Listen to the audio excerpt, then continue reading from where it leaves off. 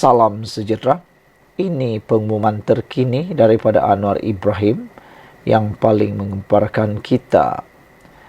Anwar Ibrahim kata, jadikan Malaysia negara madani berjiwa Islam.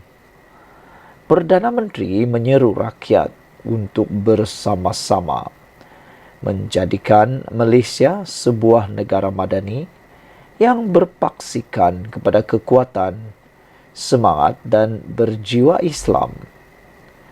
Datuk Seri Anwar Ibrahim berkata, pembangunan negara juga harus dicapai dan dipacu, bukan sekadar meneroka penemuan baharu, tetapi juga perlu berakarkan kepada kekuatan akidah dan akhlak Islam.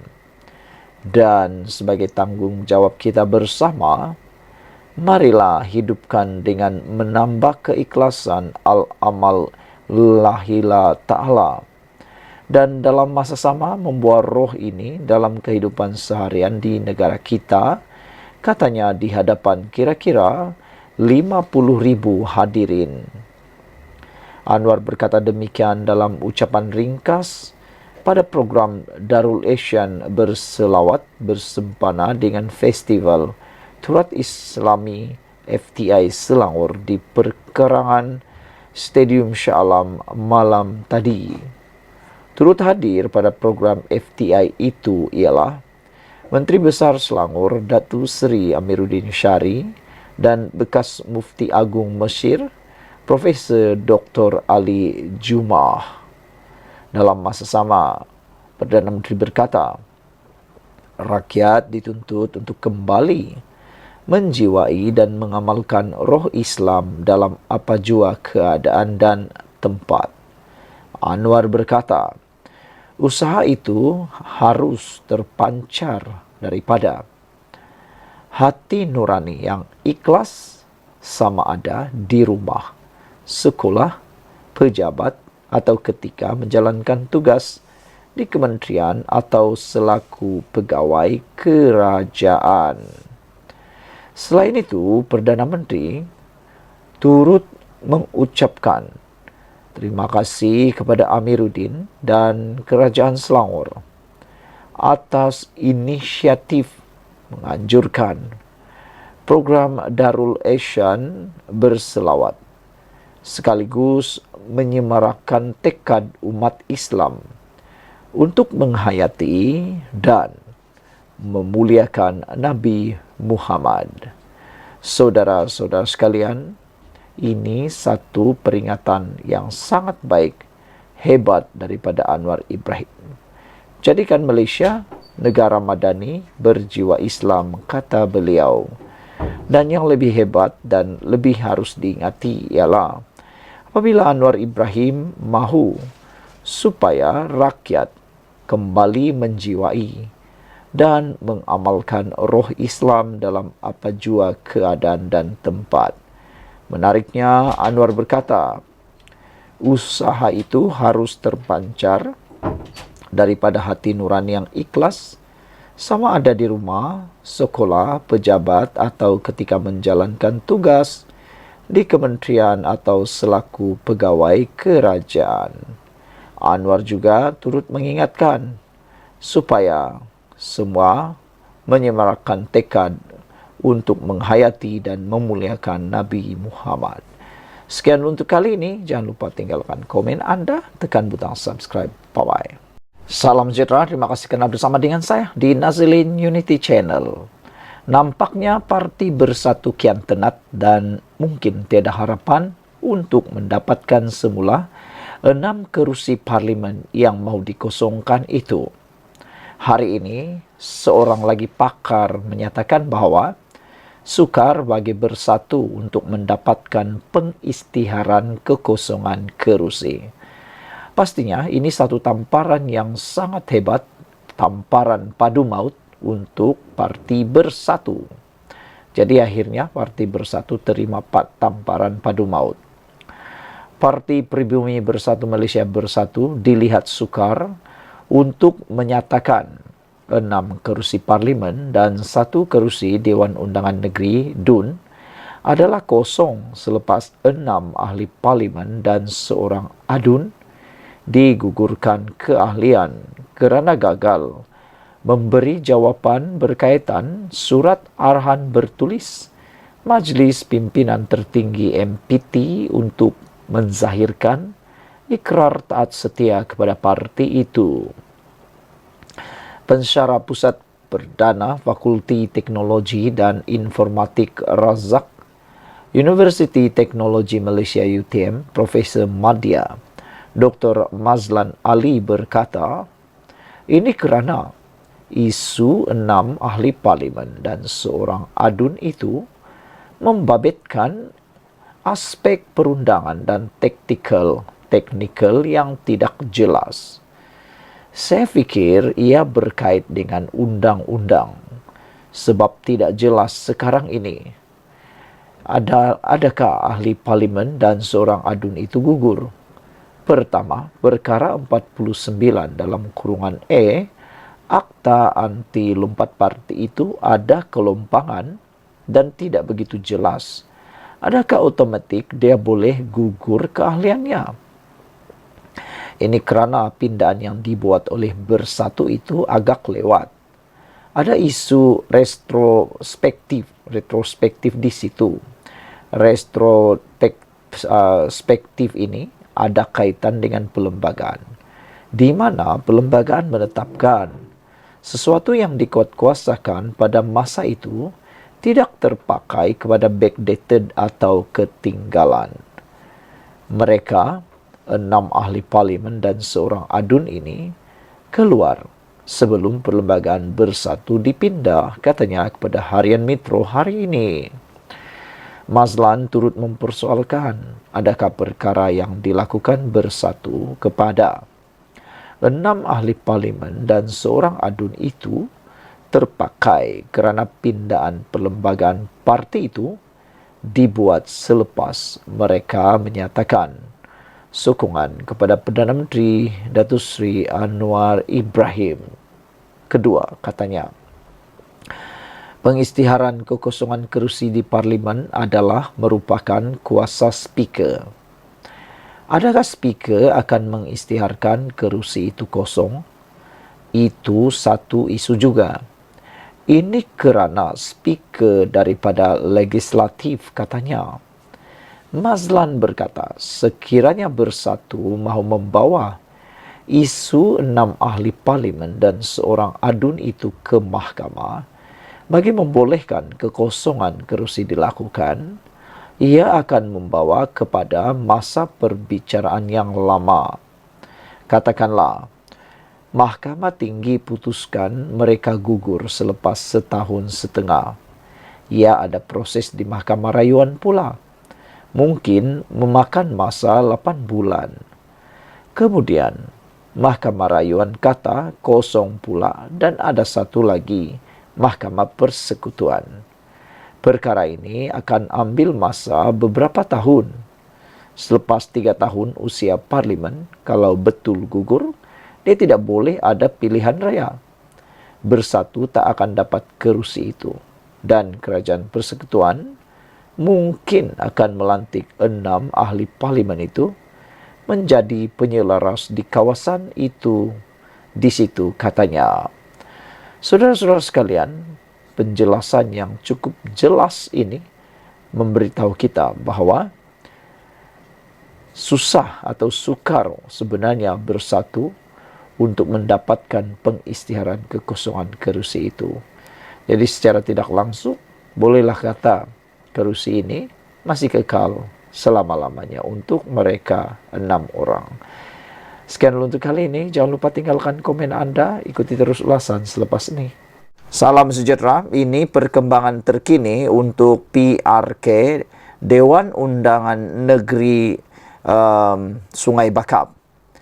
Diberitakan dan dilaporkan PKR akan mewakili kerajaan perpaduan di PRK Sungai Bakap. Nampaknya kerajaan Madani perpaduan pimpinan Anwar Ibrahim kini semakin kukuh dan kini semakin sefahaman. Biasalah, dalam apa-apa juga gabungan maupun komponen, pasti ada saja isunya. Tetapi isunya boleh diselesaikan dengan baik. Terkini, isu pemilihan calon untuk PRK, pilihan raya kecil Sungai Bakap, kini hampir dapat diselesaikan dan kelihatan komponen parti dalam kerajaan perpaduan kini makin serasi dan sefahaman. Walaupun baru-baru ini kita mendengar bahawa ada kemauan daripada UMNO untuk meletakkan calon di Sungai Bakap, namun hari ini apabila PKR mengumumkan akan mewakili kerajaan perpaduan di PRK Sungai Bakap, maka kini dapat dilihat kerajaan perpaduan semakin mantap dan serasi serta sefahaman. Tidak sudah ada isu gigit sana gigit sini, tikam sini tikam belakang. Yang kita lihat sekarang ialah siapa calon yang akan diletakkan oleh Perikatan Nasional. Adakah PAS masih lagi mahu bertanding ataupun tiba-tiba pula Bersatu juga mahu? Dan lebih teruk lagi, kalau tiba-tiba gerakan pula nak menuntut mahu bertanding di Sungai Bakap. Kita pun tahu, gerakan mempunyai isu-isu tertentu, pernah berlaku pertindihan yang akhirnya dapat diselesaikan juga. Hari ini, Pengerusi Pakatan Harapan Pulau Pinang, Chow Kon Yu berkata, PKR akan berusaha merampas semula kerusi itu dari PAS.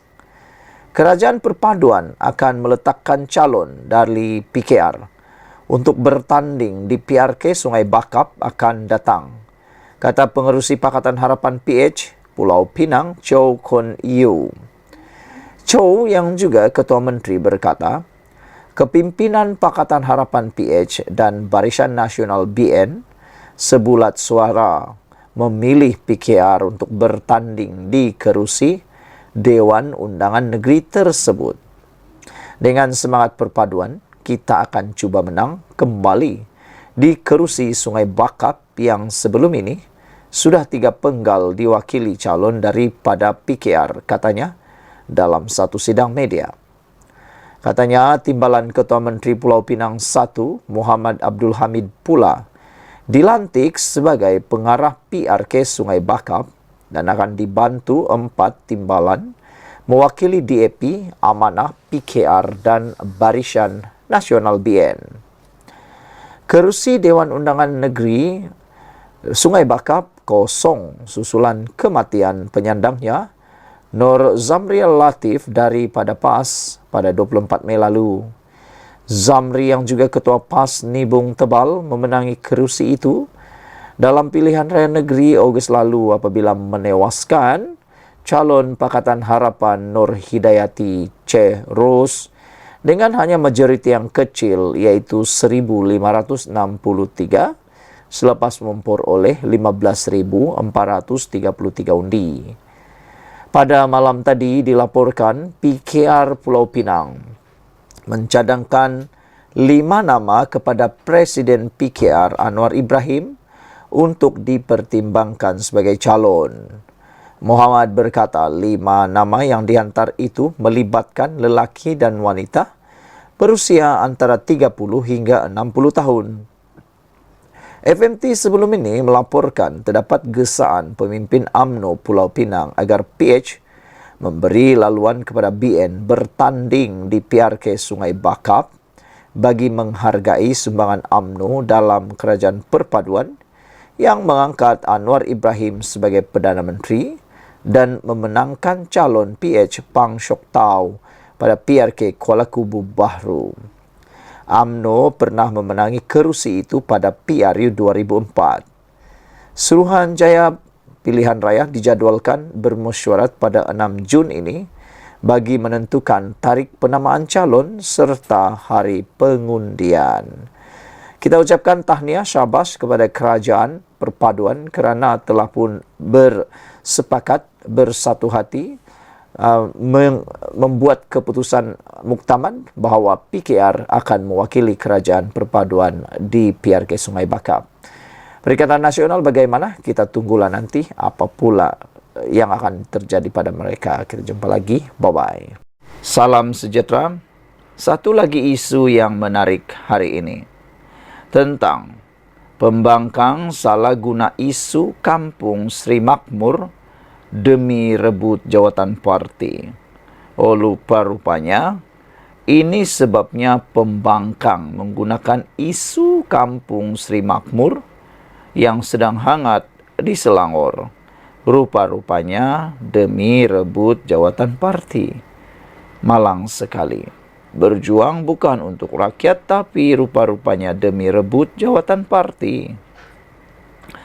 Setiausaha politik Menteri Besar Selangor, Rahim Ahmad Kasdi, amat kesal dengan tindakan beberapa pemimpin pembangkang yang ketagih politik dan menyalahgunakan isu kampung Sri Makmur Gombak demi merebut jawatan timbalan presiden dalam pemilihan parti.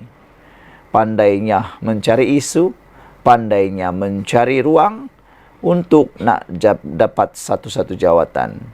Hanya menggunakan isu ini untuk lebih populis, seakan-akan dialah hero dan pahlawan. Rupa-rupanya hanya menunggang.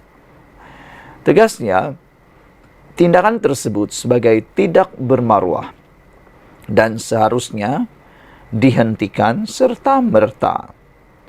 Menurutnya, Hamzah Zainuddin dan Azmin Ali kini sedang bergelut merebut jawatan dalam pemilihan parti yang akan berlangsung tidak lama lagi.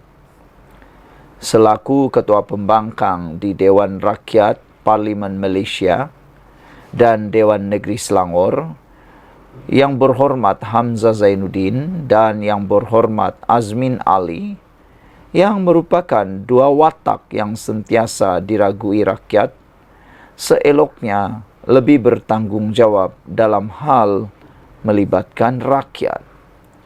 Sebaliknya, mereka serta YB Hilman Idham yang terikut dengan tindak tanduk kedua-dua idola politiknya sanggup melangkaui batas sehingga menyalahgunakan kitab suci Al-Quran sebagai bahan politik di kampung Sri Makmur, katanya menerusi satu kenyataan.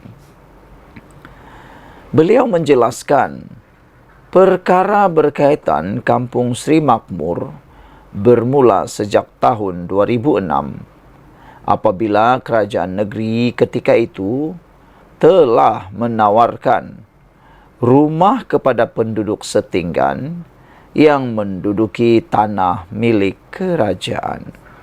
Katanya, tawaran dibuat berdasarkan bancian penduduk setinggan asal yang dilaksanakan pada tahun 2006 oleh Majlis Perbandaran Selayang MPS bersama pejabat daerah dan Tanah Gombak PDTG. Sebahagian besar penduduk telah menerima tawaran kerajaan negeri untuk pindah ke rumah kos rendah di Selayang Mulia, manakala sekumpulan lagi menolak tawaran ini dan memohon pampasan.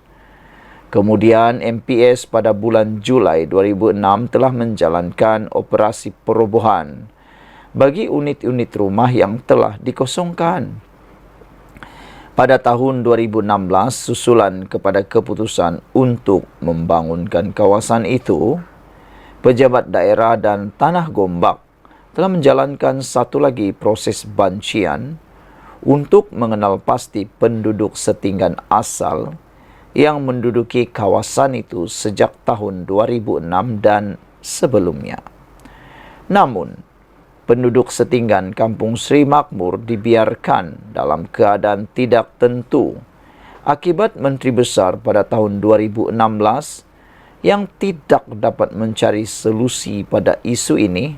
Malah, YB Hilman Idham merupakan pegawai khas kepada Menteri Besar pada detik itu, katanya. Menjadi persoalan, siapa Menteri Besar tersebut pada tahun 2016? Anda tahu? Tanya diri sendiri, Anda tahu jawabannya. Rahim menjelaskan, semasa pentadbiran baharu mengambil alih pada tahun 2018, kerajaan negeri memutuskan bahawa kawasan itu harus dibangunkan secara tersusun dan Perbadanan Kemajuan Negeri Selangor (PKNS) telah mengambil langkah dengan menjual tanah ini kepada Rex Point Resources Sdn Bhd pada September 2020. Pada masa yang sama, kerajaan negeri berikhtiar bahawa penduduk asal setinggan Kampung Seri Makmur harus menikmati peluang memiliki rumah sendiri selepas menetap dalam keadaan setinggan untuk tempoh yang lama. Oleh yang demikian, Yang Amat Berhormat Datuk Menteri Besar telah mengarahkan supaya Majlis Perbandaran Selayang, Pejabat Daerah dan Tanah Gombak serta PKNS menyemak semula senarai bancian tahun 2006 dan 2016 dan mengesahkan senarai ini supaya dapat mengenal pasti penduduk setinggan asal Kampung Seri Makmur, agar dapat mengelakkan mana-mana pihak mengambil kesempatan ke atas proses ini. Ini yang menjadi asas yang membolehkan kerajaan negeri untuk menawarkan pembelian rumah Selangorku Seri Temenggung berkeluasan 750 kaki persegi dengan subsidi sebanyak RM65,000 setiap keluarga, serta bayaran untuk pemindahan rumah sebanyak RM1,000 oleh pihak pemaju kepada 21 setinggan asal yang tersenarai dalam proses bancian tahun 2006 dan 2016 serta disahkan oleh Pejabat Daerah dan Tanah Gombak, ujarnya. Seterusnya, Lembaga Perumahan dan Hartanah Selangor LPHS telah mengeluarkan surat tawaran rumah Selangorku pada 21 Mei 2024 dan tawaran ini diedarkan oleh pihak pemaju kepada 21 setinggan asal yang disahkan. Rahim menambah bahawa syarat dan kriteria yang ditetapkan oleh Pejabat Daerah dan Tanah Gombak adalah keluarga setinggan yang dapat mengemukakan sebarang bukti dokumen bahawa mereka telah menetap di Kampung Seri Makmur sejak sebelum tahun 2006 dan terlibat dalam kedua-dua proses bancian tahun 2006 dan 2016. Malangnya, terdapat juga mereka yang telah meninggalkan kawasan itu tetapi kini menuntut supaya diberikan pampasan yang sama seperti mereka yang merupakan penduduk setinggan asal Kampung Seri Makmur. Selaku setiausaha politik, saya diarahkan oleh Yang Amat Berhormat Datuk Menteri Besar supaya bahawa sepanjang proses ini berjalan, kita harus membela penduduk setinggan asal Kampung Seri Makmur. Meskipun kita mengakui bahawa memindah dari perkampungan asal ke perumahan baharu bukannya suatu proses yang mudah. Waima demikian, penyelesaian yang dicapai adalah bukti kerajaan negeri melaksanakan proses ini dengan amat cermat supaya sekurang-kurangnya penduduk setinggan asal Kampung Seri Makmur akan mempunyai hak kepada rumah yang dimiliki sendiri dengan harga subsidi yang tidak diperoleh komuniti lain, katanya. Dalam masa sama, Rahim turut menafikan dakwaan bahawa puluhan naskah-naskah kitab suci Al-Quran dimusnahkan dalam proses pengosongan Kampung Seri Makmur merupakan satu fitnah keji terhadap penjawat awam dan pegawai keselamatan oleh orang yang tidak bertanggungjawab. Saya amat kesal dengan tindakan beberapa pemimpin yang ketagih politik dan menyalahgunakan isu ini semata-mata sebagai gelanggang kempen yang ingin merebut jawatan timbalan presiden dalam pemilihan parti yang akhirnya tidak akan membawa manfaat kepada rakyat tambahnya lagi. Sekian untuk kali ini. Jangan lupa tinggalkan komen anda, tekan butang subscribe. Kita jumpa lagi. Bye-bye.